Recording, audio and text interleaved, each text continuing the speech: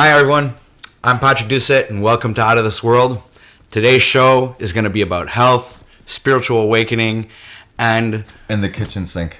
So I would like to present to you, this is Fast Keto Prime. I can say your name? Yeah, Jason. All right, so Jason Schwartz. Okay, it's fine. All right, okay. So he's actually the brother of the famous moon researcher, Bruce Seazall. Bruce Seazall, exactly, Yeah. which is an amazing channel. So go ahead and check him out and subscribe, and shout out to Bruce at the same time. Hi, Bruce. Hey, buddy. We decided to do this podcast or this interview because we wanted to talk about health issues and especially like this deceptions of what they're putting out in the market.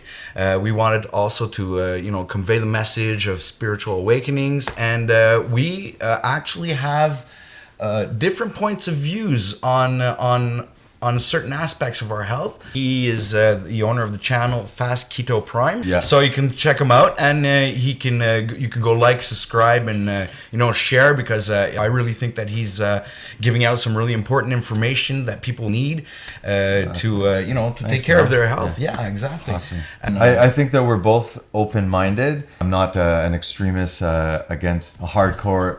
Basically, vegetarianism. I have zero issues with it. Yeah. Because there is some animal sources of nutrition.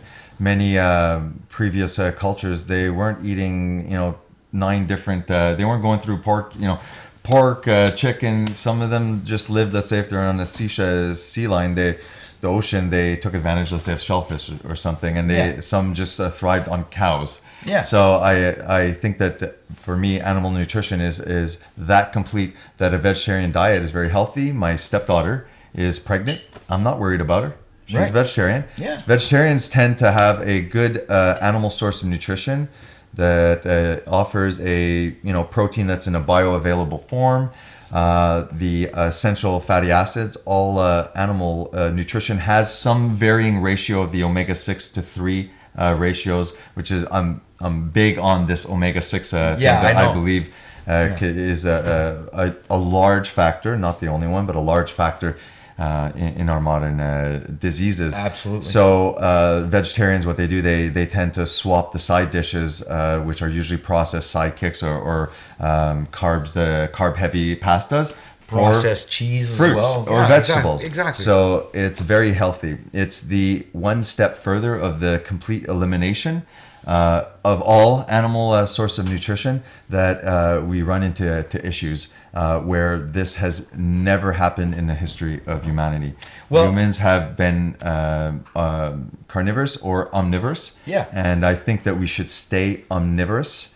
And this new push is where I feel there's a deception that's not for our best interest. Right. And it looks like it's progress, and it looks like it's good. It looks like it's good on all ways. And as you probably know, and we know, having studied that deceptions are deceiving because they appear to be the truth. Absolutely. So stay tuned.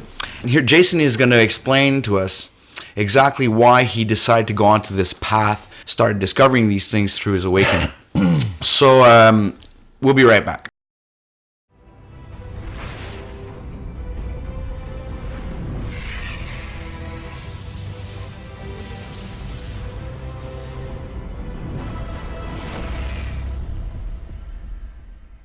Welcome back. All right. So, Jason, you feel like telling us a little bit about yourself? And I'll try and get this short and sweet. Yeah. Okay. Well, not to linger. So start with your awakening.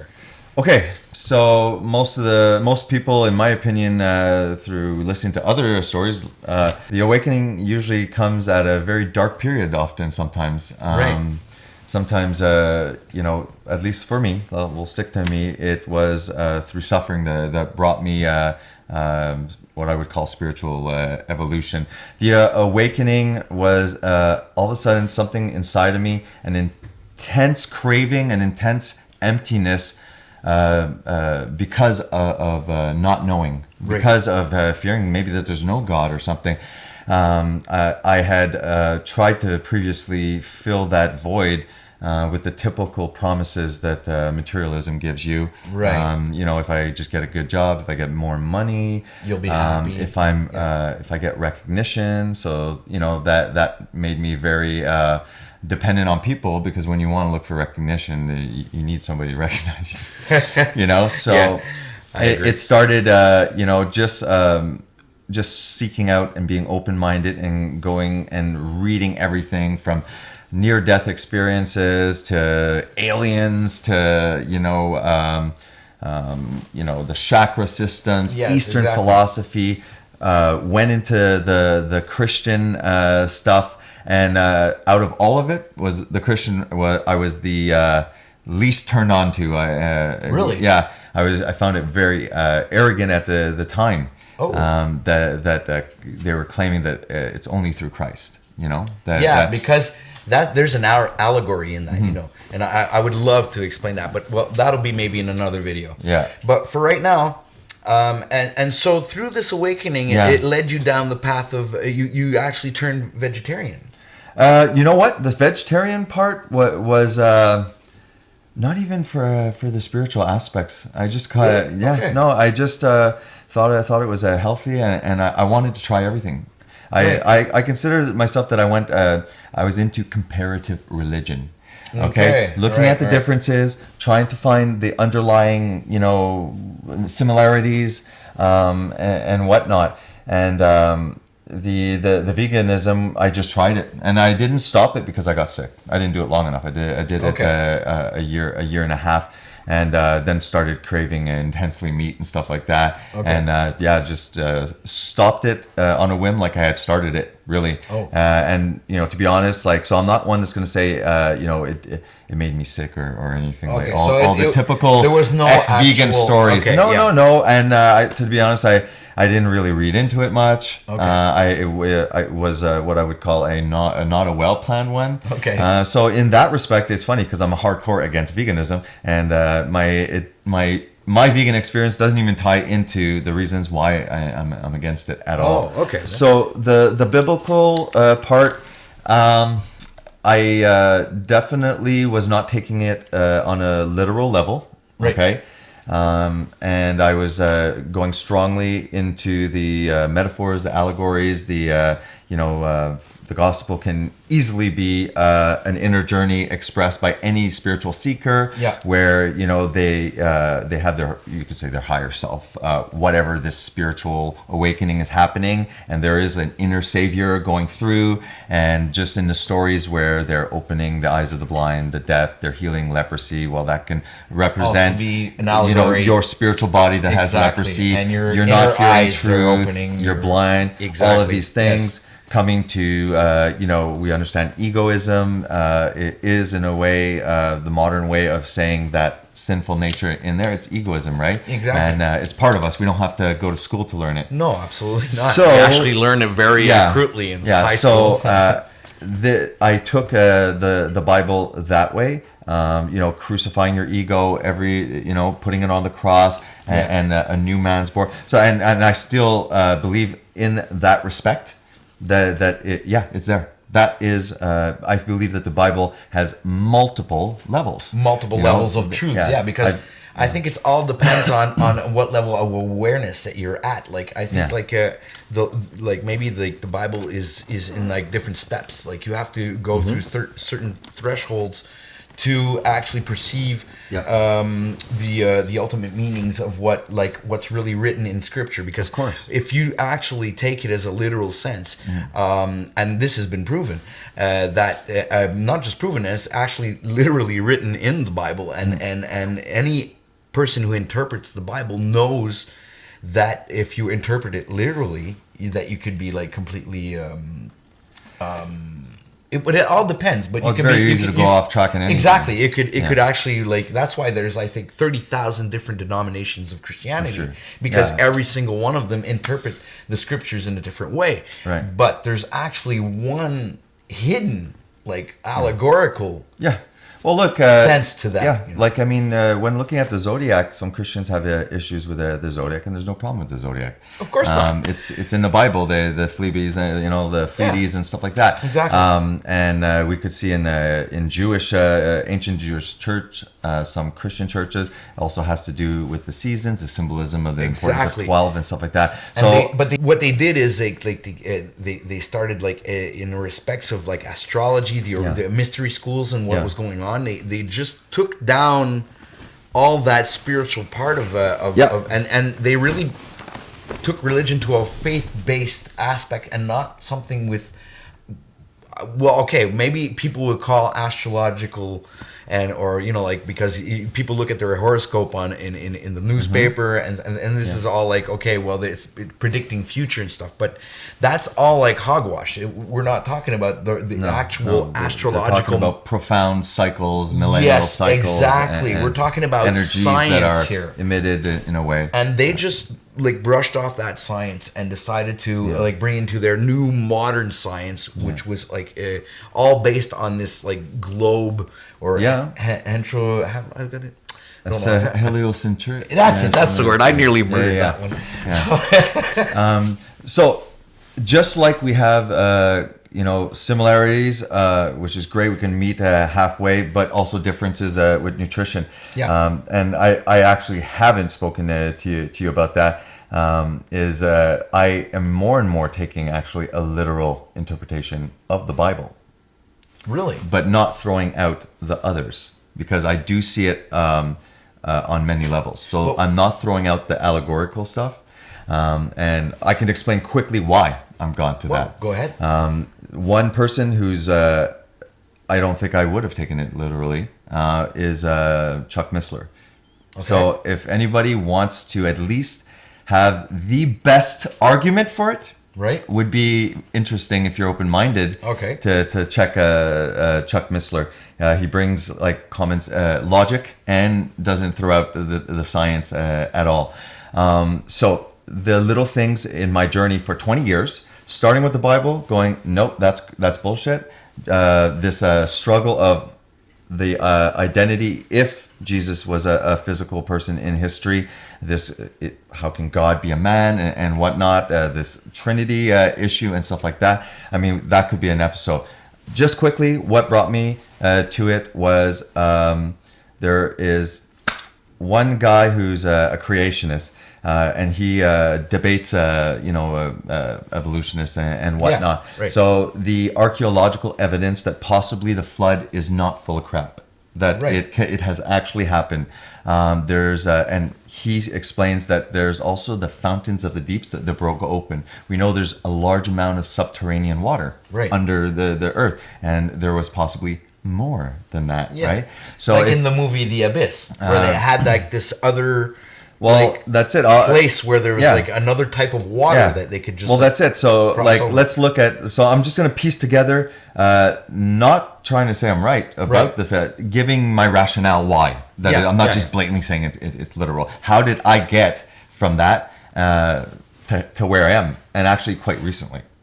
Okay, so this is new. Yeah, this is very new. Okay. Yeah. Well, I can't wait to hear it. Okay, so the first thing was starting to see the evidence that it makes great sense that there was a literal flood. This I agree with. I don't deny we see the tear around the earth, the fault line, like a baseball, which gives evidence that if that was water that exploded out, it's actually not much the rain that would have drowned it. It's the subterranean that went all above, circled the earth, squished everything down, and created the fossil system, the fossil fuel. We know that fossil fuel is from organic matter. Right. We know that me and you, we won't necessarily turn into fossils when we die, right? Because fossils is under a specific condition, which is pressure.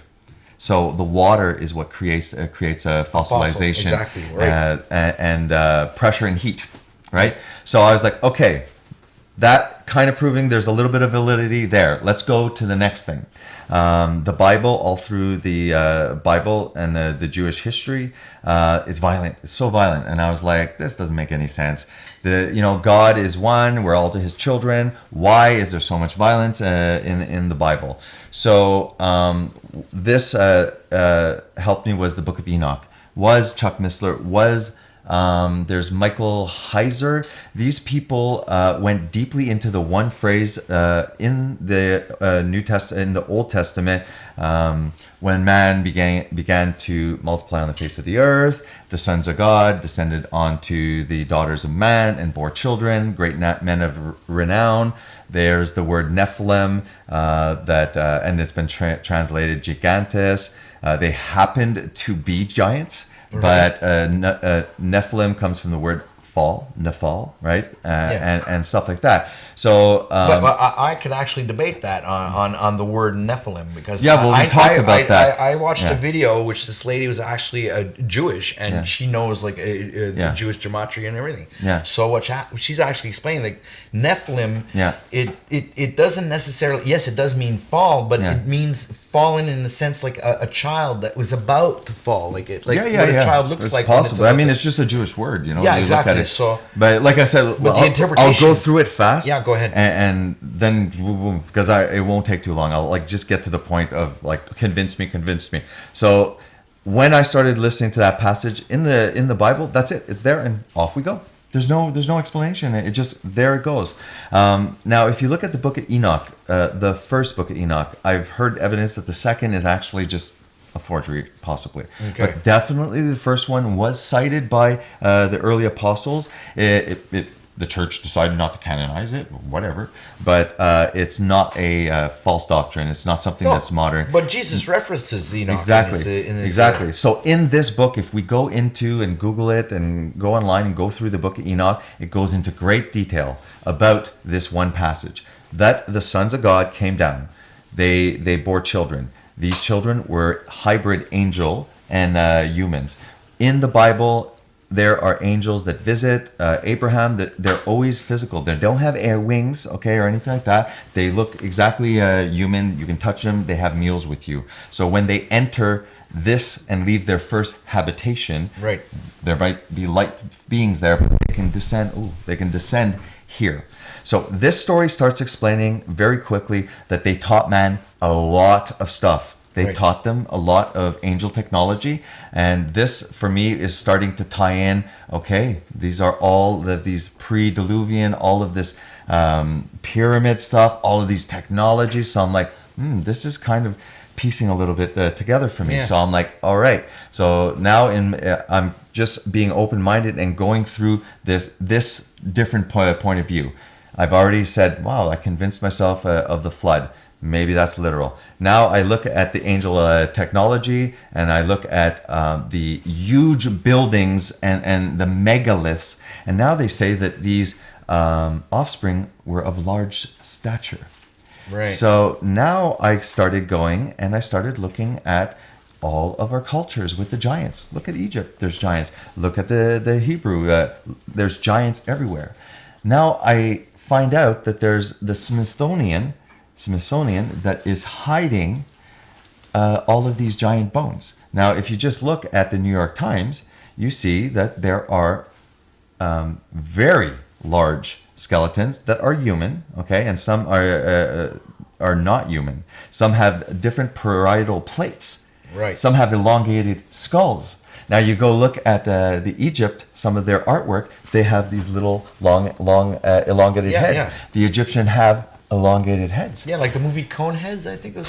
Hey, you know. So now I'm like, okay, well, look, this non-literal story is also starting to tie in with, Egypt. I'm starting, just like when you go on the internet and you look for the bullshit meter, you have to go manically through everything to start seeing common things and weeding out the bullshit. Yeah, exactly. So now I'm starting to piece together, not just this based on anything. I'm really being open-minded, and I'm going on this journey, not looking for this stuff, and it's appearing. So now I'm seeing that there were giants that existed, and then I'm seeing in the Bible that all of the ruthless killing that God is sending in the biblical narrative is towards these people that aren't human. And they don't teach you that in Sunday school. Right. So now I'm justifying now that God is not ruthless and a savage in the Old Testament. He is trying to prevent the DNA gene pool from being polluted, because there's a prophecy at the start, the minute that in the narrative that they get kicked out, that because Adam was a man, he brought sin in the world. There needs to be a purebred man. There needs to be a man to come and fix it. Okay, right. And that's prophesied, blah blah blah blah, right. all through.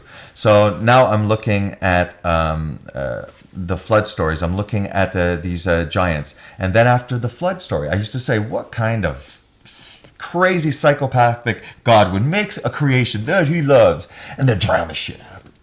Right? Yeah, what an evil guy. That doesn't make sense. So honestly, but in the story, that's like a bomb right there, because when you think about it, any kind of like schooling that we've went to, like any religion, I've tried baptism, I've tried Mormons, I've tried Catholic. Comparative religion. I've actually been through so many different types, and they're all like saying the same thing, but just like in different things. Yeah. It's like the arguments that they have are so stupid. Sometimes I laugh, because the differences in the religions are actually based on kinds of details like that. Yeah, no, for sure. So that would like cause like wars, and Christianity like was like one of the I think that's one of the religions that actually killed the most people in history. Right. So I mean, but if they would not have been able to do one of those things if they followed what was written. So we know that man, takes God's name all the time. He uses God's name to show like, I'm doing this in God's name. And they justify it because it's in the Old Testament, all this ass kicking. Well, yeah, of course. But again, I'm taking you through what brought me to the literal, right? I'm not saying I'm right, Pat. Okay. I'm saying it's literal. That's a big thing to say. But I never took away the literal aspect of the Bible, because if you obviously anyway, everybody the first time they pick it up, what do you think that happens? They read it literally, just like any other story. I mean, it's just like any other book. You'll pick it up, and obviously when you start reading that book, you really don't understand nothing. Yep. That's why I left it for 20 years. Okay. And attracted. You said it to me too, right? You're like, there's something about this book, though. But you just have to go back. It's magical. Something. It's a very magical book. And what happens is they're trying to hide that from us. So what they do is they take some parts of the Bible that are allegorical and transcript that to a literal interpretation. And there are allegorical. I agree. The Book of Job, allegorical. Completely. And he's talking about the spiritual ascension. And any well-educated, and I don't want to call myself a Christian. I call myself a follower of Jesus, and I believe in God. Yeah. Well, if I had a religion, I think it would be called syncretism. There you go. No, this is what happens. Some living, active power creates these movements, and then they become solidified in institutions, and then they're dead. They're empty carcasses with no more power or no more spirit in it. Yeah. But when I fell upon again this flood, the flood. Why did this so-called loving God flood it? It's like, the gene pool. Everything was corrupted, and it said they sinned against plants, against the earth, against man, and this is genetic manipulation. And without jumping everywhere, we can see the quote that Jesus says, "As in the days of Noah, so will it be in the days of the coming of the Son of Man." Yeah. And if you know anything with the book of Enoch that gives you its fallen angel perspective, you're like, so they're going to be messing with the DNA. Okay. Yeah. They will begin devouring their flesh and blood.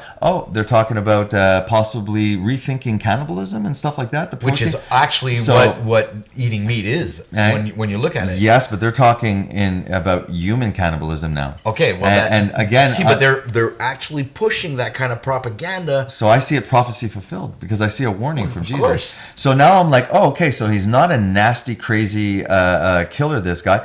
He knows in my perspective. He knows the end before the beginning, kind of thing.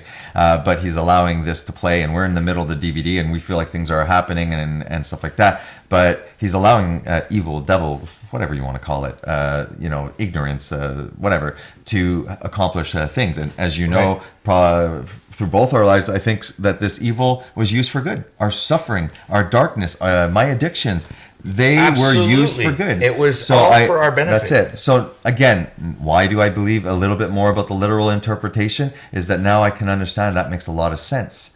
Aliens now. And I'm like, whoa. Aliens tie in. And again, it fits into my worldview now. Yeah. This literal biblical. And that does not put aside the fact that God exists. Yeah, and I believe they're fallen angels. I don't believe that they're intergalactic brothers. Maybe they're dimensional. They are interdimensional. And is spiritual to me, right? There's exactly. So again, the etheric realm. This justified it. So I'm like, okay. Then after he chooses a people, and these guys start kicking ass again. And I'm like, that doesn't make sense. That's violent. What gives, like, why are the Jews so special? Why do they have permission to slaughter everything? But if you look at all the names, the Raphaim, the Zinzumim, they're Nephilim. Yeah. They're not human. So I'm like, well, that's a big difference. So now I'm like, okay. So now this is starting to make a lot more sense. This is a exciting, better than the Lord of the Ring. This is we're actually living in it. This is like, you got alien, angel hybrids going on. The whole thing, man. You got like a fight for the human soul and all of this. So then after I went into prophecies such as Isaiah 53, where it literally, you talk to any atheist, because everybody knows Jesus' story, and you read that and you will go like, where is that? Oh, it's Jesus. New Testament. No, it's Old Testament, 700 years ago written. Right. Now, if there's one thing the Jews did, is preserve their scripture. Okay, in my opinion. Okay, they reread it. There's and now I look at Bible codes and I see that every 49th word with the Hebrew language says Torah, Torah, Torah. Yeah, because they're talking about the Taurus field. But it's inside the words. And then after you look at the name of Adam, Methuselah, blah, blah, blah, and it literally says something like, man of sorrow comes down, blah, blah, blah, brings peace and stuff like that. We can pop that up at another time. What I'm saying is, I was starting to see a lot of stuff that was prophecy, and that indicates to me that there's somewhat of an inspired holiness God in that is able to write things before. There are prophecies, and so far when I got into really people that knew this shit, not just your Sunday school sermon, like Chuck Missler, challenge, go see that. You might not agree with it. You'll still come out with your same. You will have gained a few things. I guarantee you. I believe you, because through things that I've been researching in the past few years, is I've noticed that, like, if I tie myself down to some actual truth, and I don't let myself open up to other realities or other aspects, then I'm confining myself to that single reality, and then I'm not like open up to all these other amazing. That's it. I mean. Like people say the truth is stranger than fiction. So what I'm realizing talking about now angels is here in hybrids. Exactly. It is stranger. We're talking about angels. Yeah. I named this channel Out of This World because I knew that we would be talking about things that were completely out of this world. Yeah. And I know that for a fact, if we're talking about aliens, and we're talking about giants, and we're talking about dragons, and we're talking about all these I could say spiritual, but they're also like very like fantasy things, like things that come out of like the Lord of the Rings, or there's like truth in mythology. I'm starting to think that the myth is well, what I'm thinking is Hollywood was actually giving us truth through their like the subliminal messaging, or maybe even further than just subliminal messaging, but like in your face. like showing you the truth directly in your face, Yep. but making you believe that it's fiction. So they're telling you the truth, but they're making you believe because we're watching it through box that it's a fiction. It's not real. No. So right up at that point where you start realizing that whatever you ever read or the movies that you watched, that there was actually some truths in this, it gives you the urge to want to rewatch them all or really go back. I mean, now, especially now, we know that there's tons of occultic and satanic symbolism in it, and I believe that both sides have to reveal themselves, and I believe that the God side revealed himself through his creation, where you can see the complexity and say, I'm not sure about that. I'm arrogant enough to say that my car is obviously not shaken a billion years to create a fine-tuned car. Right. And yet we're able to look at the complexity that we don't even understand yet of the human body and say that that's not intelligent design. So I see God personally through the complexity of creation, and Obviously. I see it through his word. Now, where's Satan? Satan can't hide. He has to reveal his plans too. Yes. Okay? I believe he reveals it through Hollywood. These stories, not just Hollywood. I think he does music, it through everything, music yeah, as well. So yes, it's not just. And I know, you know what I think as well. I think like if we're going to call him Satan or Saturn, okay, because Saturn is an archetype. Yeah, for Satan. the planets have a relevance. And planets have a big relevance in this. And if you want to call him any name you want, I think that the power that he has is he cannot create; he can imitate. So what he does is he takes the creation and he distorts it and he manipulates it, and he manipulates the truth to make it like his truth. And then we're blindsided, and then we can't like actually really see, like, you know, like that blind spot where you don't see the truth anymore. Hence why I'm so damn addicted to War and Order and stuff like that and these games, because these are virtual realities, right? Right. And, you know, it's going to get more and more complex, I think, to the point where we can implant virtual reality. And he's making up a pseudo creation. He's making it highly addictive, very alluring, because me too. I have to cut ties with a lot of entertainment. You can play video games. Now, he's trying to draw us out of the real world, let's say, which we can get into simulations too, which I actually think that's biblical also. I think so too. I think this is God's simulation. But he wants to bring us into the transhumanist age, where it's a spit on I believe we are the temple of God. But this transhumanism, it's like no, look how flawed the body is, and how we're so smart and we'll fix everything. We'll put nanobots in there and fix everything. And in reality, we're all just really sick because we walked away from God and nature. You're absolutely right with that. And you told me you're talking about grounding. Yeah, I believe in grounding. Absolutely. Yeah, so we talk about antioxidants, and if you look at what antioxidants and the purpose of it is for, very quickly, when we eat food, there's always byproducts, especially when we eat crap food. It produces oxidative stress. These oxygen radicals are damaging, and the way they're damaging is that they steal electrons from your cells, any cell, and that when you steal an electron, that cell in your organ or whatever tissue becomes unstable, causes cellular damage. So antioxidants are electron donors. So they said, hey, don't take it. It's still available in here, and then it becomes neutralized. So that's how antioxidants work. We have our natural antioxidant pathway to neutralize these things, as long as we're eating the way God intended, or healthy, whether that's vegetarian or not, the process I'm talking, then we're able to handle that, Well, I think I found but listen to how grounding is. Okay. So now we're eating some little bit of antioxidants, we're handling it with our pathways, but the ground, why do we call it grounding? It is negative.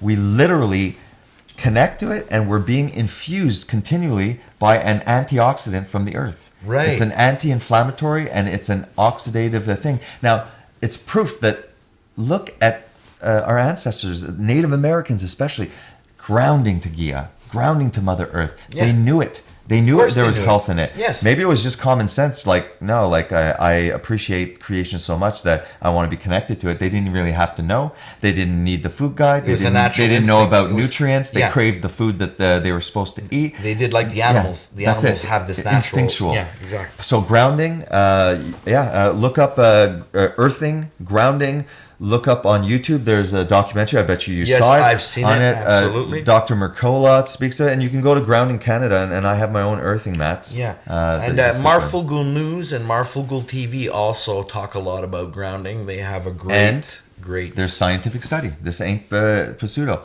You can go just write earthing and anti-inflammatory effects, and then write scholar, because it'll go to the scholar. There's 2 that I know of. One about the healing of diabetic wounds, those ulcerations that never heal. So they're case studies, you know. And there's some science to back it up. There's no money to be made really into that. And I tried to talk to some doctors about it. Close-minded. Yeah, of course.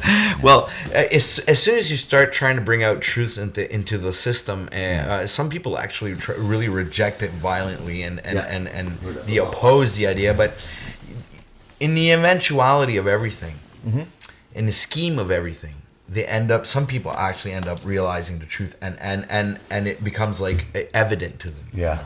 Like it was to me, because when I woke up, I researched flat Earth. I researched the Mandela effect. I'm very open to flat Earth. They make some compelling stuff. Right, and they do, but and they're actually, the flat Earth community and the Mandela effect community are actually fusing together right now, and they're actually realizing that all the changes and everything that's going on is actually very, very biblical, and they're all of these communities are turning towards the biblical aspect of all of this, because the changes are actually are astounding. I mean, completely out of this world.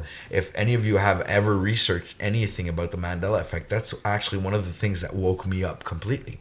Nice. Because when we were talking before about like what your awakening, and you woke up into like this dark, I would call it the dark night of the soul, where like I remember looking up that. Yeah, right? It was definitely okay. So, but I think that was similar in my aspect. But I had like a lot of attachments to religion and the stories in the Bible. I knew them practically all by heart.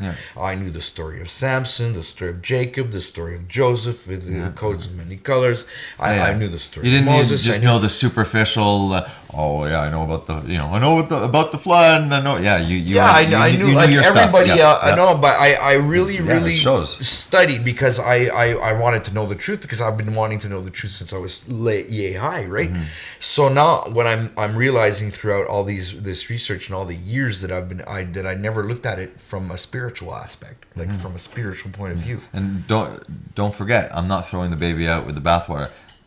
Going more to a literal doesn't mean I'm leaving the other. I know. You mentioned that before, and I respect that absolutely. And I don't even like, after my awakening, I went to a church, and after I started understanding the Bible throughout, like the way I could hear and read through the awakening, I can't explain it. I don't know how to explain how your perception just like switches over, like when you're speaking one language to another, the switch just goes on. Like you're speaking English, and from where we come from, we speak like our second language is French, right? So when you like switch and transfer over to the French language, there's like this kind of like even your personality switches over to a different person. Like you're like not the same person English as you are a French person, and I think that would denote exactly how that would affect somebody who just woken up. It's like a switch turns on, and your perception rises, and you start seeing and hearing things differently. And I started hearing the encoded frequencies in music, and I started hearing the actual subliminal messages that were like put in the music, and I could hear what was really said instead of like the words that you naturally would hear on a radio station when you're watching or listening to the radio station, or when you're watching TV, because all of it is all frequency. Yeah. So as soon as someone or any entity could manipulate frequency or I think they can control us, and I think that's what the controllers do right now. Definitely, because I definitely went off course. Okay, I'll tell one thing. If you have a true desire for the true God, okay, and I'm not saying which, I'm saying inside your heart. We know that God looks at our hearts, man. If I think so. For 20 years, I went down some false paths and stuff like that. But God knew I was like hungry. I was looking. I was begging. I was like, "This is truth. Show me. This is true." You know. So what? He's gonna like kick me to the curb or something? No, because you're looking for him. And So he says, "Turn over every stone, and you will find me." But I was very then when I felt that I was getting this inner wisdom, then I was writing down. I wanted to write a book. I wanted to talk about it. I wanted to quote it. I wanted to sound smart. That was the ego, grabbing some of the inner communion that I was having, you know, with the spirit of understanding and wisdom. This fountain that you know, Christians explain as the Holy Spirit. Others explain it as, you know, in that enlightened feeling when you meditate and whatnot. When you stop talking, you listen and wait for the answers and stuff like that. You know, to occur. But yeah, you know, I don't have fear. But yeah, it's a work in progress, and you know, I wasn't taking it right. Now, the one thing, okay, I had, you know, just the whole wall, you know, with everything, you know, the Aquarian Gospel of Jesus, which is quite allegorical. And the Lost you know, Gospel of Thomas. Have you? Yes, yeah. I've done it all. Of Jesus Christ. I've done it all. Like we're on the same page. All right. You know, and having, you know, gone through that, I'm very grateful and stuff like that. But one thing this is what's actually changed me. I realized that all of that was knowledge, and it wasn't helping me. It wasn't saving me. It wasn't stopping my addictions and stuff like that. Now, when I did cry out, I've only done a couple of true prayers, you know, true prayers where I could not do this in my own power. Knowing about mindfulness, knowing, you know, about the chakras, knowing about all of these great things, but I couldn't. It wasn't changing my life. It was knowledge, and I believe in the chakras. So you weren't applying necessarily what you were learning. I felt like a sponge taking it in, but not like. I felt that there was a lot of truth in it, and I love Buddhist philosophy. This is not false. Like mindfulness, aware of the illusions that you use that for your life. That is amazing. Well, it's interesting that you're saying this, because what happened to me is like I woke up through fear. Mm-hmm. So fear injected inside me the desire to come closer to God in the physical sense, in the senses where I want to take care of my health. I want to make sure that I'm not consuming anything that's like not God given, and I don't want to kill anything or participate in things that are being killed. For sure. And these things scared. Like my awakening was like what I was starting to see was like these things you only hear about in like the Twilight Zone or Outer Limits or in Star Trek. I mean, all right, yeah, I love those shows too. But what I was going through was actually a literal experience of one of those shows. You know, like it was like that's impossible. How can that be happening right now? I mean, like when you're on I wasn't like on any psychedelic drug or anything. I was like, I was just watching my YouTube video, and all of a sudden I started seeing things like they're talking about the Mandela effect and distortion in dimensions and this and that, and I'm like, and I went down that rabbit hole, and I got so I don't know how to explain how scared I was, but. It scared the living crap out of me, and I turned right over to God instantly. You know, it was like in a blink of an eye. Yeah. And then afterwards, like it was like He was speaking to me throughout all kinds of different people and places and things, and it was actually literally speaking through me through everything. Yeah. It wasn't like just of course, it wasn't just like a human or two. It could be an object. He could like something written on an object, and my attention was drawn to the object. So that's why like I said before, like if I had a religion, I would call it syncretism, because nothing is to me right now, in the way I think right now, is like nothing is a coincidence.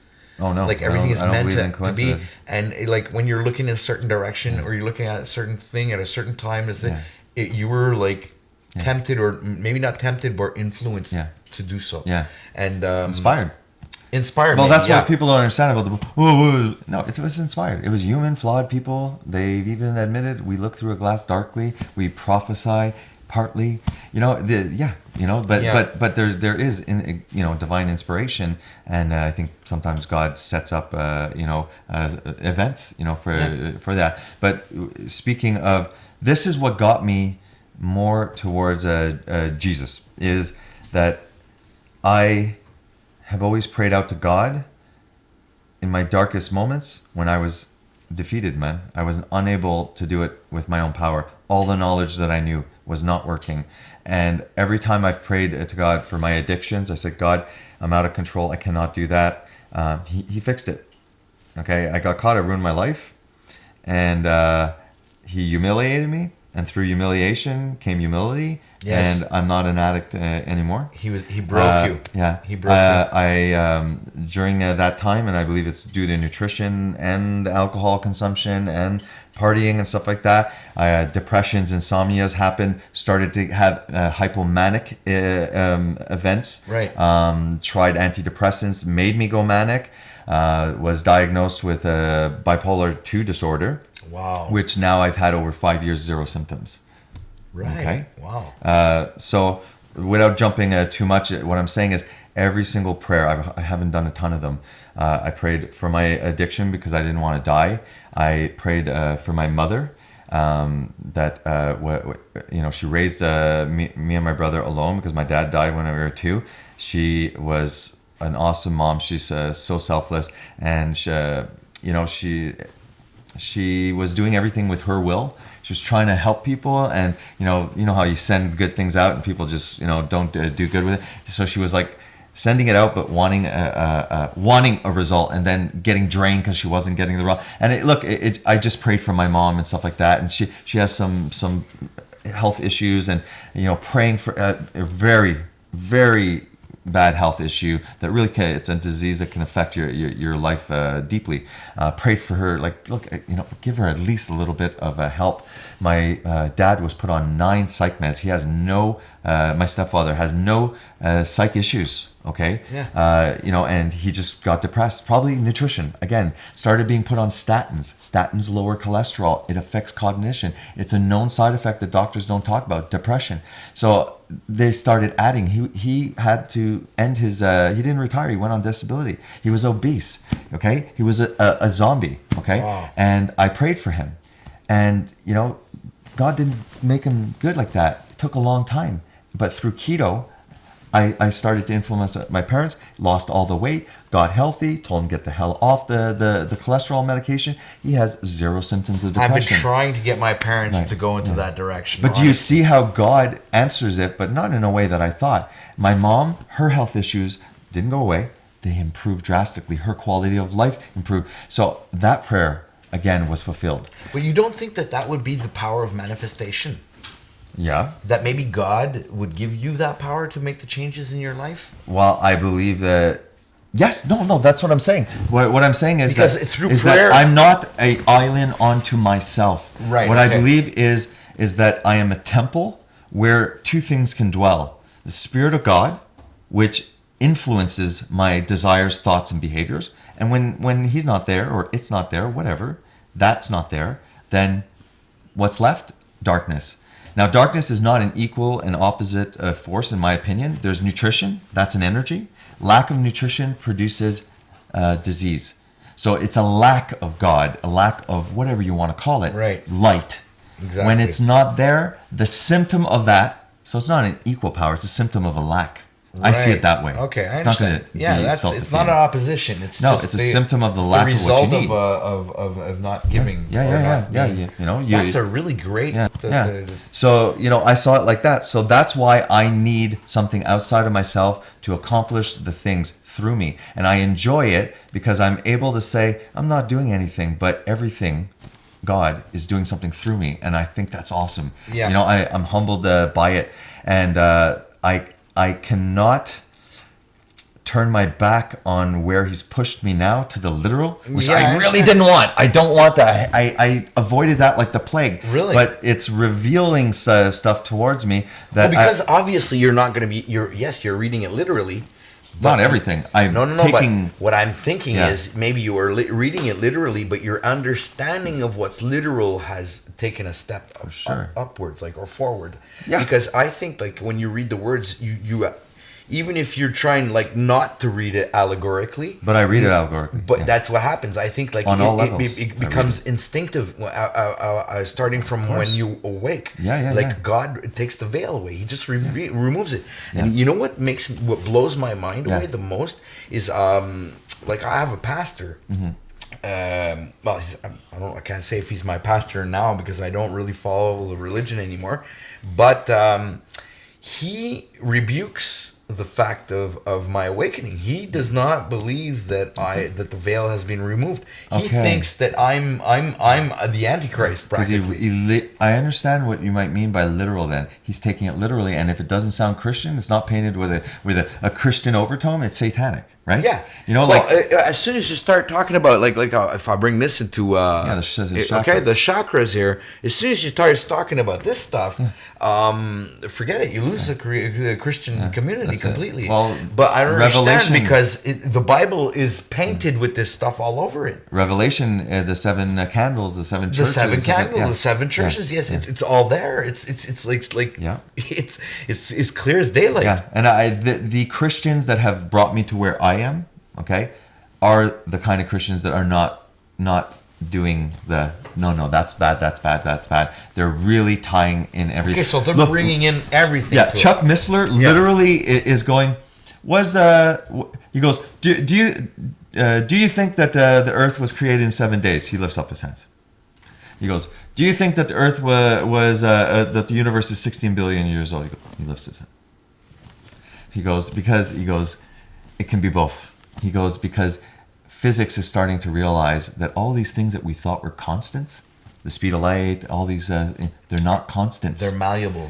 They are varying. Yeah, therefore, exactly. 7 days of creation could be 6 billion years. And it's biblical because God says a day to him is like a 1,000 years. Yeah, do you understand? And then I was like, oh no, more literal interpretations are making more and more sense to me. Of course, because why would have it taken God 7 days? I mean, maybe 7 days for God was 700,000 million years. I mean, who knows how long it was. But that doesn't justify evolution to me. I am not a believer of evolution. But I think humanity, we've been here forever. I have no reason to believe, that we have like that we've not been here before. Like we've always been here. Like we've always been going through this. Like it's recurring. I have this firm intuition that tells me that we reincarnate and that we come back here, and I think that's our souls have experience in these things, and I think that you come back until you realize yourself. Didn't when John the Baptist come and they said, "Are you Elijah that came back?" Because they say that Elijah's going to come back. But he does not deny it. But that's reincarnation. Like, why did this happen to this? Like, was it because of his past life's transgressions? And Jesus did not deny the fact that it was, but he says, no, it's not because of his past lives.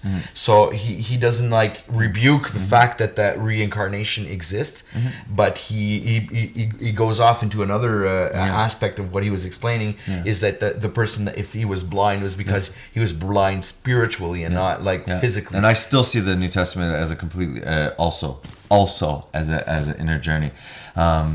The historical Christ. I saw Zeitgeist. I've gone through this virgin birth is there in previous stuff. I've gone through that, but I've also more and more seen been convinced with my own research where I've gone that no, he was a historical figure.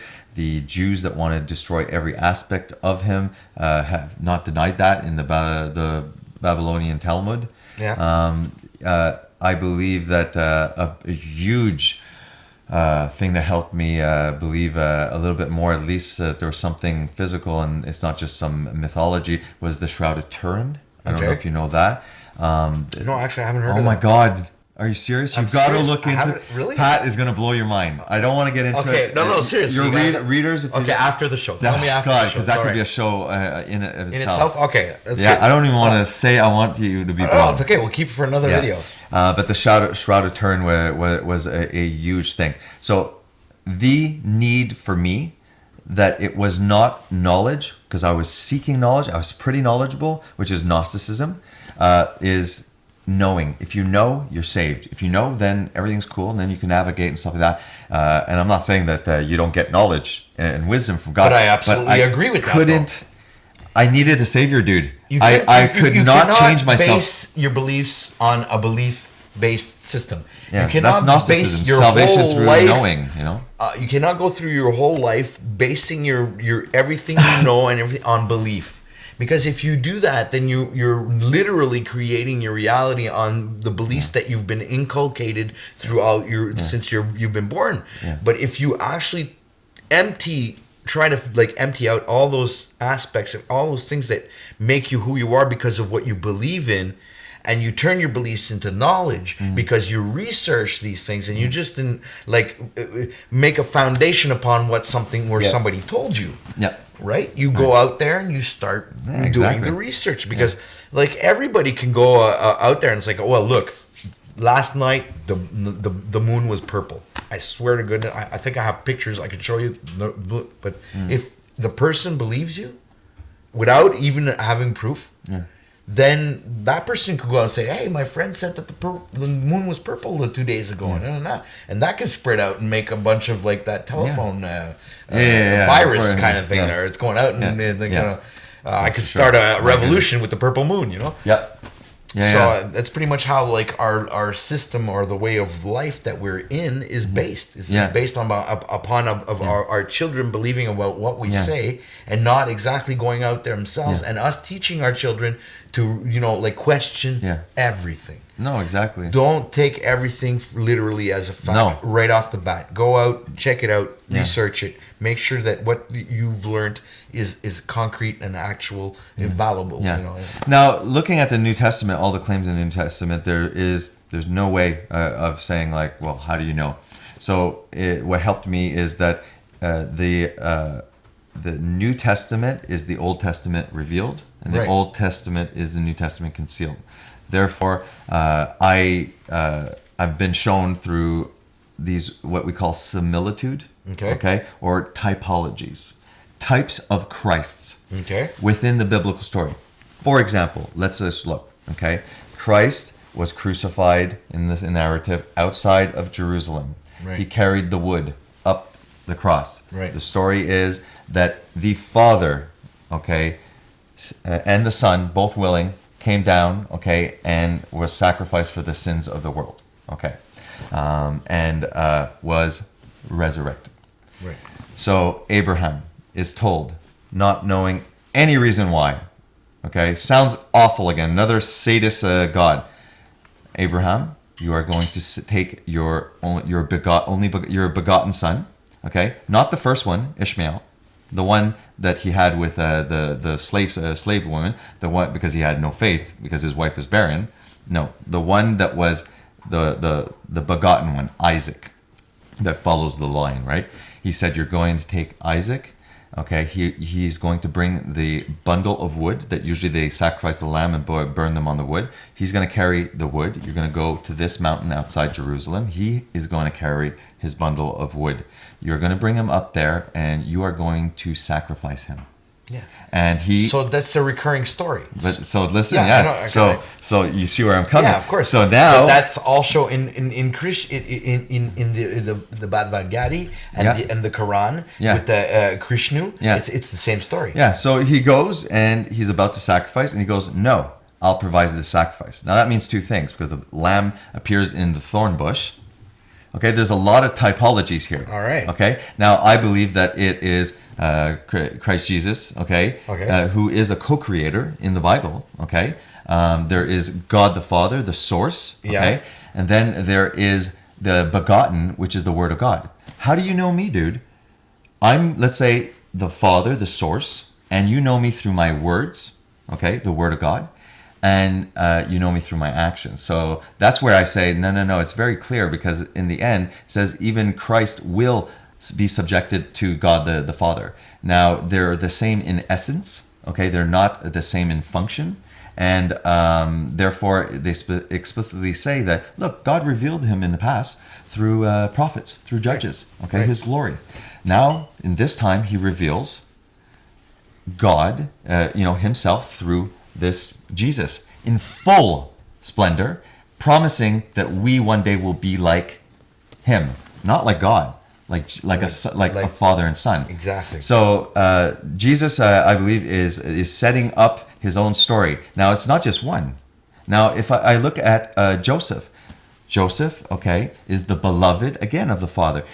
Everywhere we know is the first guy gets all the goods. Yeah. It seems like every single person in the Bible is the second, because the Jews are his first children, his first people, and he prefers the youngest to the oldest. He prefers the second covenant to the first, okay? And all through, it's a sign that the older one always gets shafted in the Old Testament. Look at it. It's every single time. It's a specific message. Now, what happens? Okay, so now Jacob, in a way, has his beloved son Joseph, the youngest. Okay, he is hated and is jealous by his other brothers. And this is a symbol of Jesus being a brethren of the Jews, but they're jealous. And what do? They betray him. Exactly. Okay. And oddly, the way you say that, because Joseph has what? 12 brothers. Yeah, exactly. There you go. They're representing. So now Joseph is betrayed by his brothers, just like the Jews betrayed Jesus. And what is he doing? He's in jail for 3 days. And there's two people beside him. One is a baker and one's a wine bearer. Okay. All right. Huh. So now he's what an odd coincidence. Yeah. So now he's there. Okay, and obviously he's, we could say, dead. He has a death sentence because of the interpretations of the dreams, blah, blah, blah. He is able to interpret the king's dream, and he ascends to the right hand of the king. The king, he becomes his best friend all the time. Well, actually, he runs. He actually... he runs practically all of Egypt. You know? Yeah, exactly. And he also feeds many because he knows that there's the famine coming. So because... and Joseph says this to his brothers, don't worry about it. You did evil to me, but I used it for good. And because of your betrayal, I feed many. Wow, man, that is like a pretty freaky author.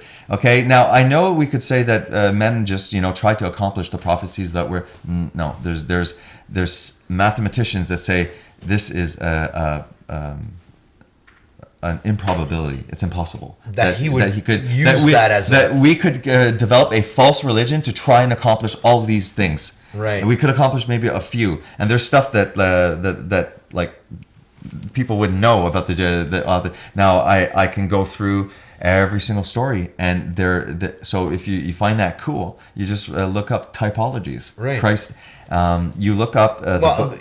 That's where I would come back to Joseph and the coat of many colors, but the spiritual aspect of what that would the significance of it would be the coat of many colors would be the chakras. Look, I already pointed. I was right on there too. Yeah, the chakras. I agree with that. So what would Joseph have done to ascertain that state of mind where he could forgive his brothers for betraying him, but you could also see his brothers as his own body. Yeah, his own body betraying himself. There's so many levels, man. Because of the spiritual dimensions of what it could be talking about. Because if we're talking about Joseph, we could be talking about his embodiment and his spiritual journey. That's it. And not look at the physical or literal interpretations of his brothers and now we're talking about his brothers being the zodiac.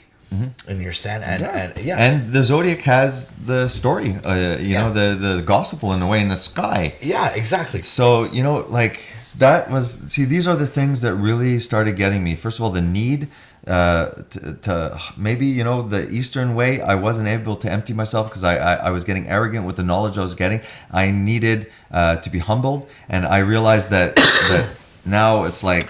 Well, I think that God slaps you around a bit when you get too arrogant, because I at the beginning I was arrogant too. It's hard to get out that information, and I was telling people you're wrong, and then they were turning back to me and they were saying well, who made you king of the world? Who made you the all-knowing entity and you say you've met God and you know who God is who are you? Why did God choose you? What are you so special for? So then that arrogance actually backfires upon you, and then you start learning. Okay, well, I got to learn to speak a different way. I got to learn to watch how I speak to people, because I can actually go out there and actually sound very arrogant and thinking that I know all. But honestly, it's not because I know all. It's just because these are things that have been put on to me and revealed to me. A lot of power to handle. It takes a while to assimilate. Oh my goodness! You want to scream it from the rooftops. Yes, and you then you realize there's no point.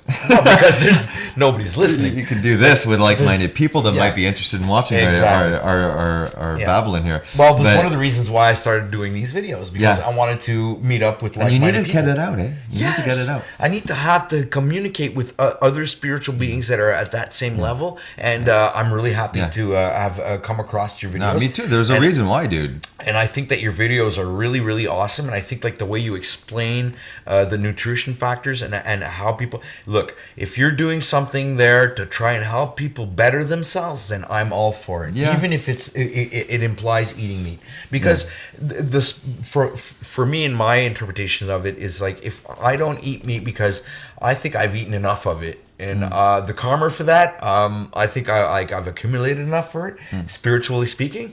And I'm at a point in my life where I actually want to explore different culinary different nutritional experiences. Paths, huh? Yeah, exactly. And there's so many different. I think I don't think that you think that you've had too much meat. I think that you don't feel we need that much meat. Right, because you're vegetarian. Yeah, so exactly. Have a little bit, but we don't have to be starving ourselves with a 20 ounce. Don't get me wrong, quarter. because what I'm trying to say is I used to love meat. Yeah, I was a meat lover. Yeah, look, we have this place called Smoked Meat Pete's right up in Vaudreuil, and that place is absolutely awesome. My son's off camera and he's like, oh, yeah, it's like it's a really great place to go. We should go. And I just throw the bread. I just go there. I just eat the smoke. I just go there and play guitar and so. This place, and I love smoked meat, and I just loved it. The taste in my mouth, I can still remember it actually. And but the reason why I decided to stop wasn't because I love the meat and everything.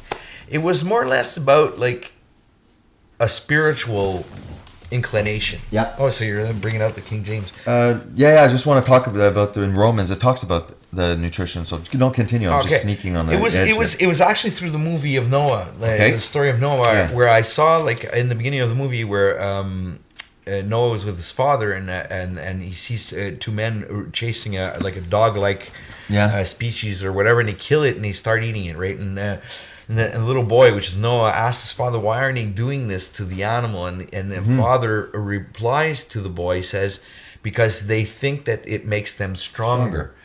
So what happened? That was like an eye opener for me, right from there, right? But I pushed that aside, and right up until my awakening, and then when I went to my awakening, the reason why I wanted to really, really, I'm listening, dude. Yeah, sorry. Connect with this vegetarian part was, if you eat meat, through my awakening, it's actually written in scripture, when the veil is revealed, is removed, you will stop putting death to your mouth, which would be like eating dead things. But I think that would also imply like processed foods, chemical stuff. It doesn't like necessarily it doesn't point in a certain direction, and it doesn't say like it's okay, well, it's meat. No, they're just saying like don't put death to your mouth. Like, in other words, don't put any crap in your mouth. And the meat, not eating meat aspect was me trying to purify my system, because I wanted to have a more pure connection with my higher consciousness. And if I find that when you're eating meat, that you're also eating the emotions of the animals that you're eating. So that means if that animal was going through any kind of anguish, anxiety, bad treatment, it just saw its whole family slaughtered and it knows it's next, it got this certain stress, I think that we consume these things, that we become what we eat. So if you start eating animals that go through stress, are being injected with steroids, and they have like they're being mistreated, and they know like they have they like us, they have brothers and sisters, maybe not on the same conscious levels, but they know who's family. They know the that nervous system. The nervous system. Then of course, and it's an instinct for an animal to know that it's going to be dead. It's going to its death. You know. Elephants cry. So when an elephant dies, the elephants literally weep. So and but not just elephants. I mean, dogs do. No, like too, as an example, yeah, like yeah. But I mean, they have feelings. For yeah, sure. exactly. So that being said, I'm just pointing out I think that's the main reason why I'm not consuming. But I do consume animal products. Yeah. I will have butter, cheese, maybe not as often because I'm like the milk and the dairy products on that kind of point is like. And I'll simplify it really down to something very, very simple because it's nothing like a scientific or anything. It's just like a very simple train of mind. Yeah. Cats drink milk from their mothers, right? Okay, dogs do the same, and I think like cows. The milk is not like for humans. It's for their cows. It's for the the baby cow. So that's just my simple logic. It's not nothing like high spaced or religious or spiritual or scientific. Yep. It's very simple. I just think that if I really wanted to drink milk from an animal, I'd drink my girlfriend's milk or something. Like. Nah. Well, no, but let's not get kinky, dude. No. all right. No, but I mean, yeah, just like to keep it serious. Yeah. It's just like I think it's animal milk is for the animals. It's each species have their own milk for their own kind. Like for any animal on the planet, that's how it is. Yeah. But I don't take away the fact of eating eggs. I have nothing against eating eggs. I mean, because you can take care of the chickens. You take advantage of the eggs. Yeah, they're gonna lay them anyways. They lay eggs, and they're not fertilized. They're popping out anyways, dude. Yeah, exactly. I mean, if you don't have what's gonna happen to the egg if it doesn't wasted? It's gonna be wasted. It's gonna die. And you know what? You might as well eat it. Are the most nutritious food. They have omega-6. They have omega-3. They have cholesterol for your brain. Right. Awesome protein. And look. 10% of vitamin A for each eggs. Your vitamin E, I think, is 50 or 25. Vitamin D, might be switching, is 50 or 25. Right. All of the folates, I mean, dude, it is like if you live on eggs as an animal source, you're gonna thrive, dude. Yeah, so, yeah. Exactly. But I go with the rice. I eat rice. I eat, of course, I eat biological pasta. Yeah. I know that when I say biological, doesn't mean that in its a literal sense, because biological doesn't usually it's grown naturally. Yeah. That's what it means. That's it. Okay, so or whatever animal like you're like the eggs. If you're getting biological eggs, it doesn't mean like the eggs themselves are biological. That's not what it means. It means that it comes from a chicken that was fed biologically. That means like the chicken was eating, natural grass and natural food, and it wasn't given any steroids or boosts or whatever kind of like. So that's where we're going with this biological thing. Well, I mean, because this is hopefully if anybody watches this and they're confronted by a vegan. About the moral issues or about the spiritual, I can give my answer. Yeah. All right. So first of all, I'm following the Bible now. Right. The more and more that I thought this was stupid and ridiculous and closed-minded, okay, and the more that I'm seeing our society mentally, morally, physically degenerate. Yeah. Okay, I'm more and more disgusted with Same it, here. and it's actually pushing me more and more towards the old school ways of living, more conservative and more respectful and closer to nature. Yes. So this is my argument to any vegan. Okay, so first of all, if we're going, hold on a second. Just a disclaimer: all point of views of keto, fast keto prime Jason. are solely the ones of fast keto prime, sure. and does not imply that we believe or are a part of the beliefs of fast keto prime. Yeah. But we have no problem with conveying the message that he has. So that's our small disclaimer. Yeah. They're like this. Attack on vegan is my attack on vegan. No, it's his attack on vegan. I'm not attacking anyone. It's gonna be ruthless. Go ahead. It's gonna be bloody. All right. It's gonna be great. So okay, look, the first to justify on a spiritual basis. Okay, well, I believe that this is my spiritual path. I believe that that's inspired. So the first thing is that in the Garden of Eden we were vegan. Right. Okay. Yes, that's true. Now. There is a sin that occurred. There's a sin that God is trying to fix through Christ. If we follow the Christian narrative, we were put out of the garden, and we were clothed with this new flesh. Right. That is beastly. Okay. Therefore, this beastly flesh, just like he said, you're going to sweat childbirth is going to be hard. And you know what? You had the tree of life to eat through, and you made a mistake. Now, to live, things must die. It's a judgment. It's a punishment for now that will be corrected in my spiritual view. Right. That it's painful to eat animals. You should remember that. You should remember that it's not God's doing, and that He's going to fix it. But for now, we're in a fallen world, and death is a part of life. I don't, this right now is right there. That's justifies for me spiritually. But I think that's the biggest aspect of everything is that's what we should be seeking is death in a sense. Maybe not in a literal sense, in the sense of like we want to kill ourselves, but in a spiritual sense. I hear people that say that eating animals is eating death. However, if we know anything about farming and foraging and topsoil, what is your plant eating?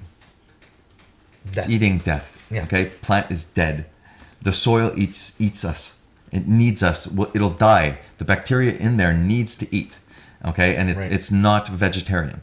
It's omnivorous. It eats the plants and the meat. So the plant is somewhat of a omnivorous carnivore. Right. Okay, so if we're going to talk about simplicity and that nothing's created, everything is a cycling, then you know what? They're eating death too. If I want to say I'm not a carnivore, then I eat fermented plant products, because if I eat a ruminant animal, that ruminant animal is eating cellulose, by the way, a useless resource to humans if they're eating the appropriate diet. So don't give me, not you, don't give me this thing about the cows eating our resources, that you guys want to feed the cows stupid stuff, then that's not a problem, but that's not nature. Okay? No, obviously you're not. changing it. So, now the cow eats this cellulose, and then they start saying, look how big and strong I am, because look at cows and look at all these herbivores. The herbivores don't eat one darn thing of that plant. The bacteria eat it. The bacteria are vegan. Yeah. And the bacteria produce all the nutrients, all the B12, and all of the volatile fatty acids. So you can look up Peter Ballersteed. He's online and he's a forager. So why don't we go to the guy who actually has a PhD in farming and ruminant animals? Exactly. He explains the digestive tract. He explains that that the cows end up digesting 80% fat. So we got keto cows, we got low carb, high fat cows, okay, that are thriving on 80% fat. That's why they're so strong, okay? Wow. Then after they poop out all this great stuff, to replenish the soil, we have a gorilla, another big plant eater. It's not true that they're completely. They do eat bugs. They do eat monkeys sometimes too. There's deers that you see sometimes eating roadkill and so that they do take advantage sometimes of this. Now the gorilla is a bit different. His fermentation is done in the hind, but it's still a digestive tract that is completely different than humans. Yeah, exactly. And again, we have the volatile fatty acids that are being produced that we do not produce enough of to supply it. Hence, in our diet, we have something called essential fatty acids, and in those diets, a forager that plays with the macronutrients, there's no essential fats in them, because they know that there's essential carbs in them. So now the gorilla is on a 70% fat diet, and he also eats his poop. It's called coprophagia. Wow. Okay, because he has to pass it for a second cycle. Okay. To get the nutrients, because it's hard to get nutrients out of plants. Right. And then he produces B12 close to his butthole. Okay, the bacteria there produce B12, so he eats it to get his B12. So technically, vegans don't need B12 supplements as long as they eat their shit.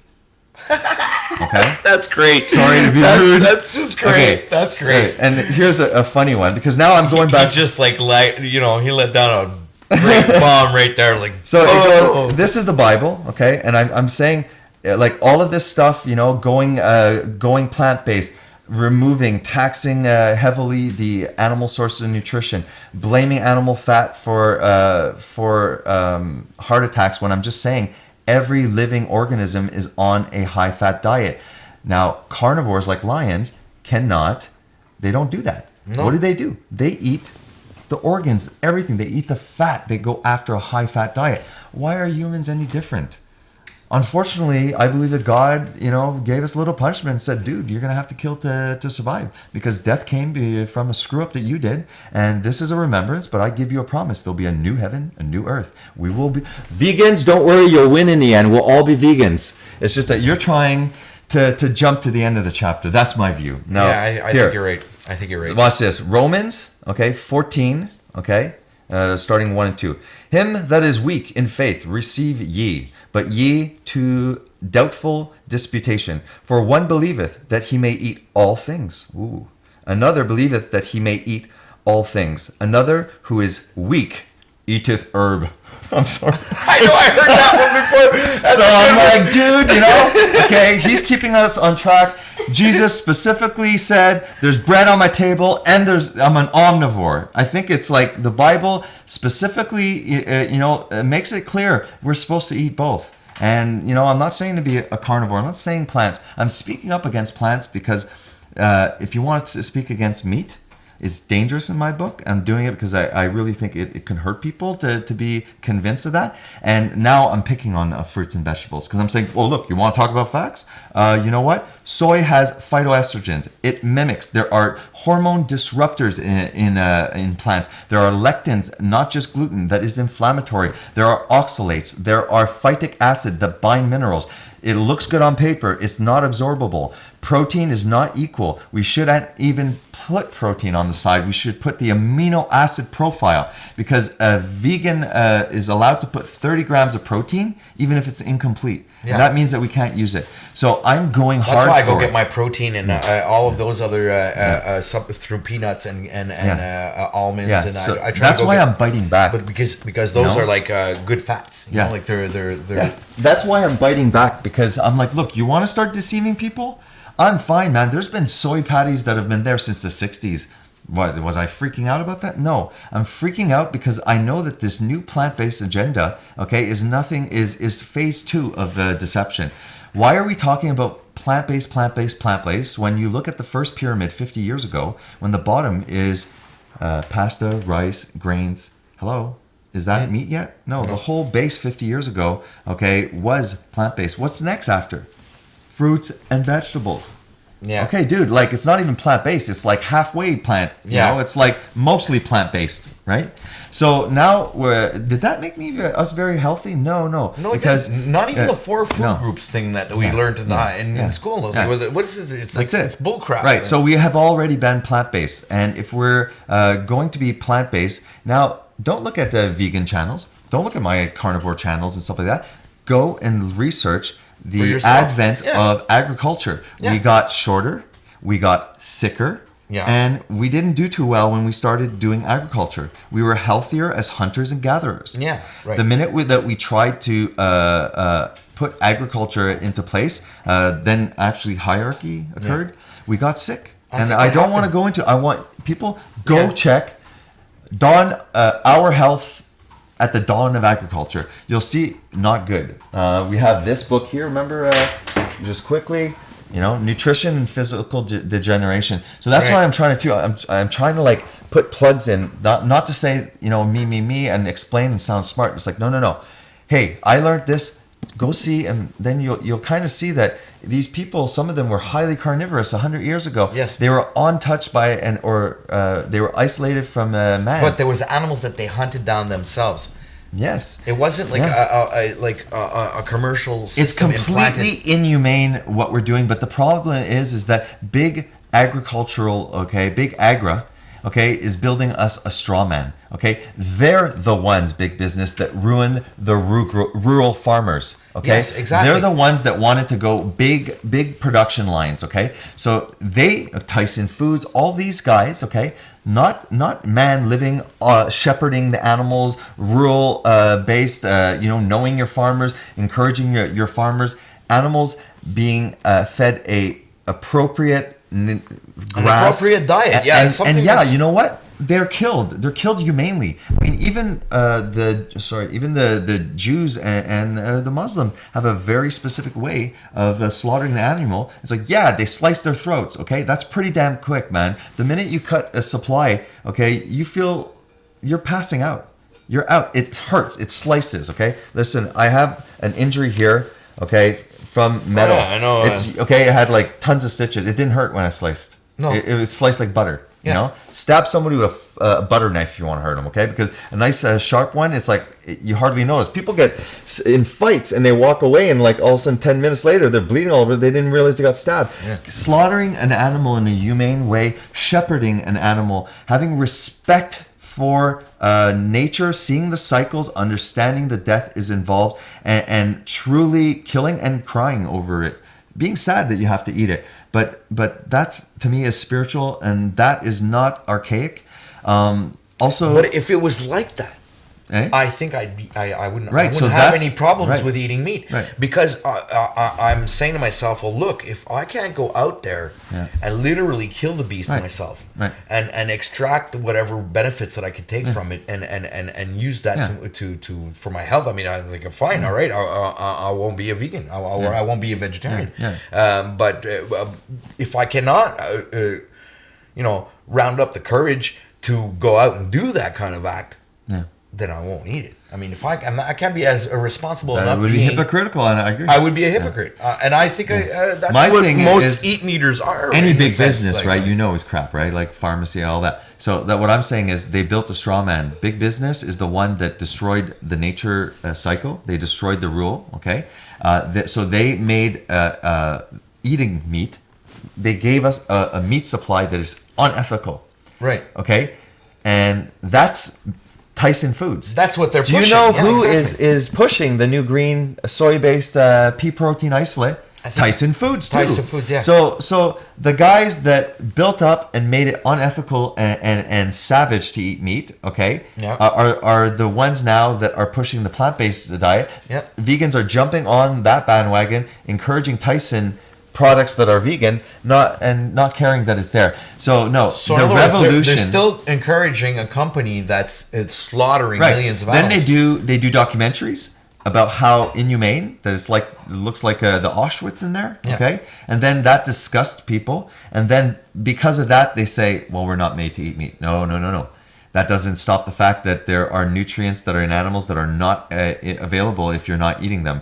Right. That so what we should be pushing for is to return, right? Just to 100 years ago, Right. to go. I don't know if we're allowed to do this. Go like this to the big I don't to the know. big companies. Well, I'm Okay, that for is the past 2 years. That's what I've been doing. So we have Peter Ballersteed that is a remnant revolution, and that's what I'm doing. I'm going across to Longsu to get grass-fed butter because they're sold there. I noticed that there is a French label on there. I said, maybe that means there's a market that they're already able. So now I'm going to IGA. I'm saying, hey, I'm going with we're doing butter runs. I said, but can you supply it here? Because I'd rather, supply it here. So I'm bringing the ethical products, and I'm doing responsible consumerism, and I'm avoiding those things.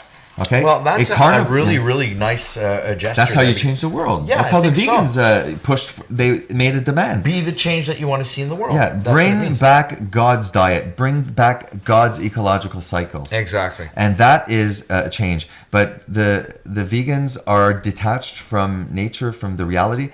Veganism is impossible to occur until we are able to get supplementations. Right, exactly. I Until we are agree. able to ship mangoes all across the world. Yeah. I live in Canada, me and Yeah. you. In the winter season, maybe we would have conserved some tomatoes and stuff Well, like that. our parents used to But we would teach be us to carnivorous. put mass in pots and then put make cucumbers Yeah. and stuff Yeah. and ketchup with tomatoes, Yeah. like garden, all kinds of garden Yeah. things.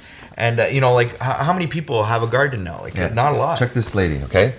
She eats meat, okay? Right. Look, you know how old she is? No. 90. Wow. Okay, so if you look at it, healthy. I don't know if you could see it, but this book, okay, is full of pictures. Okay, it's documented science. He looks at the isolated regions. He looks at their teeth. He looks at their bone density. I mean, this is insane. If you just look close, look at the teeth. Look at the wide jaw. How healthy, vibrant these people are. These people don't even have hospitals. They have like just. Witch doctor, whatever. Yeah, well- now they're immune to not they don't only have nice choppers. They're immune to tuberculosis. They were immune to stuff that now we are dependent on antibiotics. Exactly. So look, that there we're basing currently on food surveys, guys. We're calling it science, and basically what justified us not eating saturated fat and animal fat that it caused heart attack were based on food questionnaires. We didn't know that. Okay, this guy Weston Price happens to be a Canadian. Did his work. He went all across the world. It's insane the places he went, and untainted, not touched by man. Yeah. Right. Yeah. He went out and he turned over every stone to discover the truth. He really, he really. Well, you know, it's just that these people, you know, like they're healthy. They're eating the animal fats. They're eating high amounts of animal fats. The Maasai were eating 2,000 milligrams of cholesterol. Pat, I eat like I can go weeks without any vegetables. I love pickles. I love olives. We made cabbage lasagna. I'm not dogmatic about it. But I have a question for you. Like, what about, let's say, like heart disease is related to red meat consumption? Yeah. So it's false. You think that's propaganda? No, you are not allowed to say, not you. We cannot say that this saturated fat, the red meat is more about the colorectal cancer I think you're thinking about. Well, I know that there's like a lot of heart so causes, one of the leading causes of heart attacks. You'll always see linked, associated, or increased risk. The link and associated, these are math. You can play with those statistics to make it sound like anything. Okay. And associated, well, you know what? Firemen are associated with burning buildings. They're trying to help. There's an association. They're not causing it. No, okay, that has to do. Fire. Right. So when we look at the studies, we see that they're not talking about that low cholesterol increases dementia. The most violent people all have low cholesterol. That the centennials have hypercholesterol. They have high cholesterol. Really? You know what? Maybe if you have a low-fat diet, it's not necessarily going to cause heart disease, cause dementia. You're not even going to remember, all your memories. I'd rather die from heart disease full of love, than not even remember that I'm a human and I'm just, not even able to I'm just at that point a bag of a meat soup. Yeah. Yeah. So. Right. So that for me is important, that it is unethical, that I have research that says that when you are malnourished, that it causes physical, but it also causes behavioral changes. Right. A lot of these societies didn't even have a word for crime. The crime just didn't exist. They were well fed. Exactly. And the problem is that this won't be fixed, that a deficient generation making a next generation of babies with Crisco bodies, because they're only eating omega-6, they're making the baby with the omega-6. The body wants to use DHA, EPA, but it's not available. We have to understand that within the plant kingdom, there's no D3, which is necessary for testosterone. Right. There's no cholesterol, which is necessary for the brain. The brain is 25% cholesterol, 60% fat. 50% of that 60% is saturated fat. All sex hormones are vitamin D3, found only in animals. Cholesterol. So that's why they eat monkey brains. Yeah. That explains it. No. Every cell has basically a bouncer that decides what goes in and out. That's fat. Wow. Every membrane has a fat layer. We know we have fat under our skin, and in fact, tell me about it. In fact, the fat under your skin, if you're not eating omega-3 and you're eating all these products with canola. What did I say about these seed oils? They oxidize and they cause inflammation. So people are getting sunburns. But we're on the same wavelength. Yeah, people are getting sunburns, not because we're not adapted, and it's nothing to do with the whole. Okay, it has to do with we have body by Crisco and we're oxidizing our skin. And you know what? Now we have to put sunscreen on.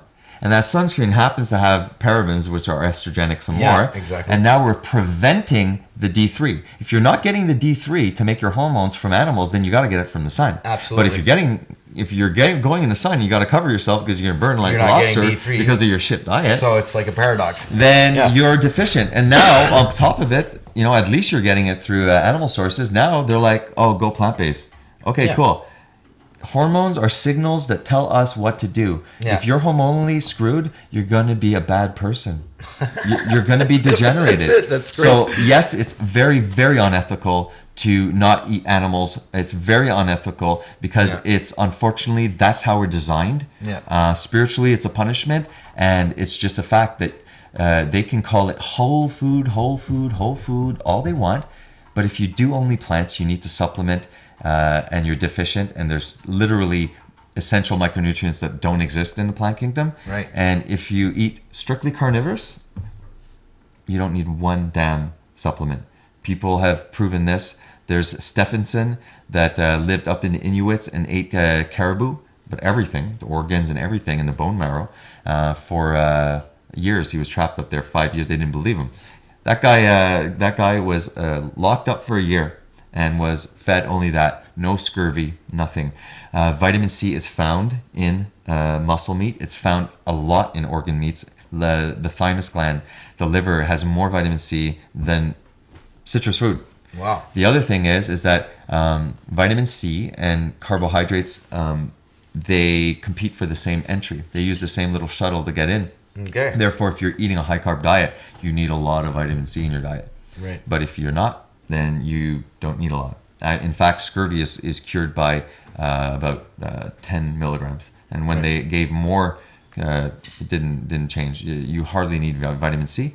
And like I said, if you're earthing, if you're taking out the oxidating effect, which is the processed food, the seed oils, and the high carb consumption, if you take that out, and then after you do your grounding and stuff like that, then you don't even need antioxidants from fruits and vegetables. Right. Because they're attached with a lot of sugar.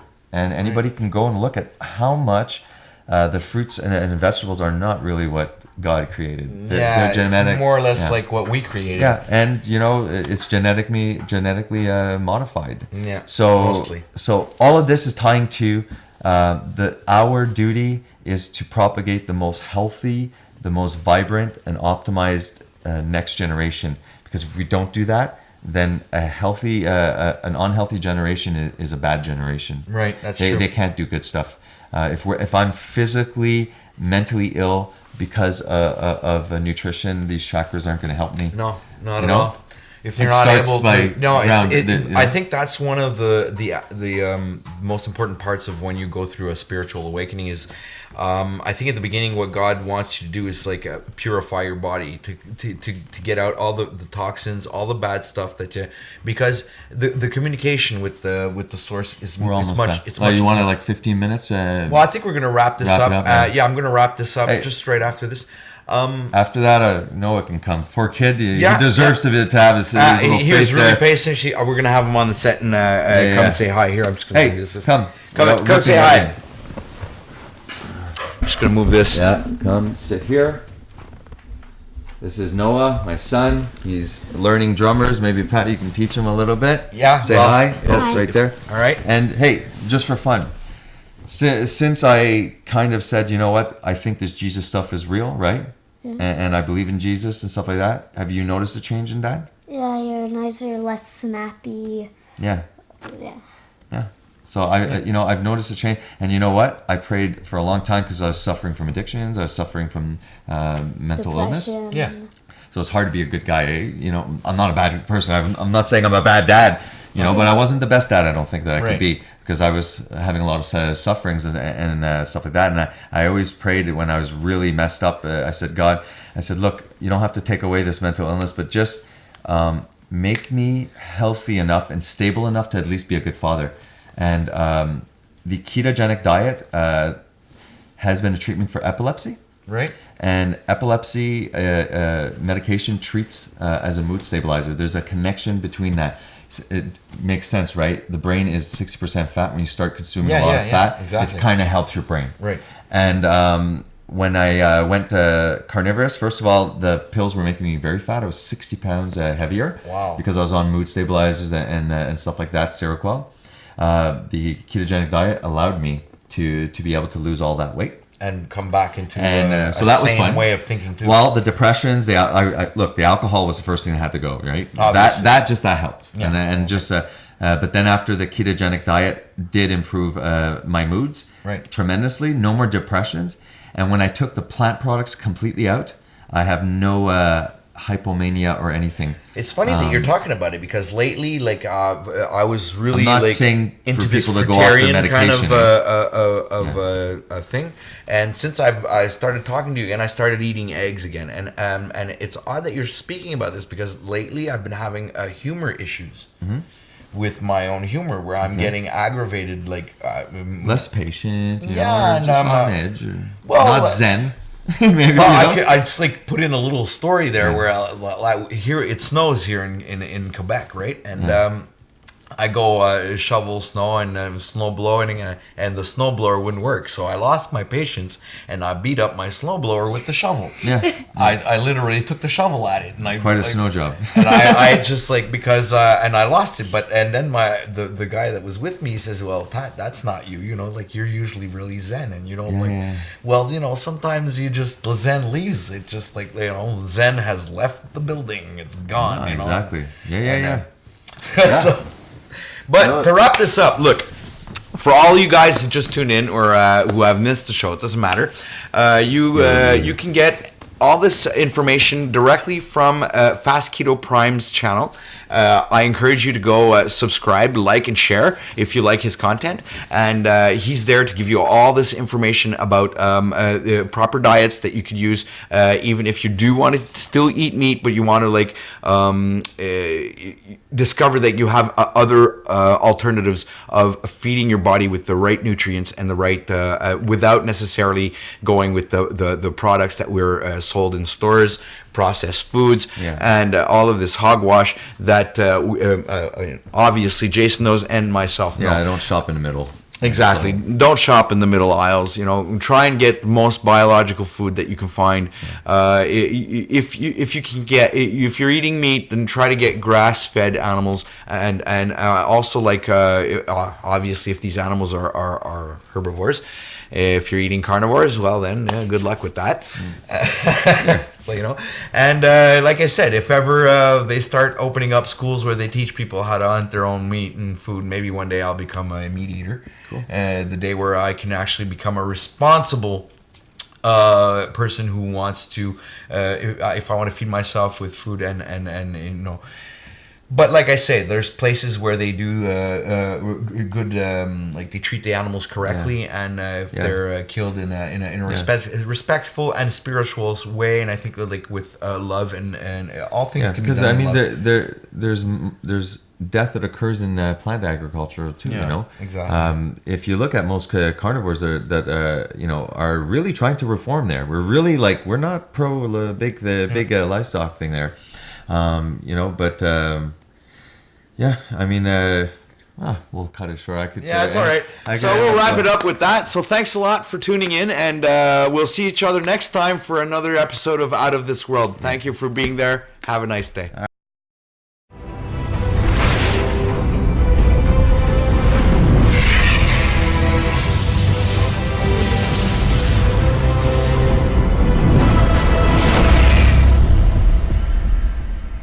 All right, that was awesome, bud. Hey, dude, you were so patient. You deserve us a treat or something.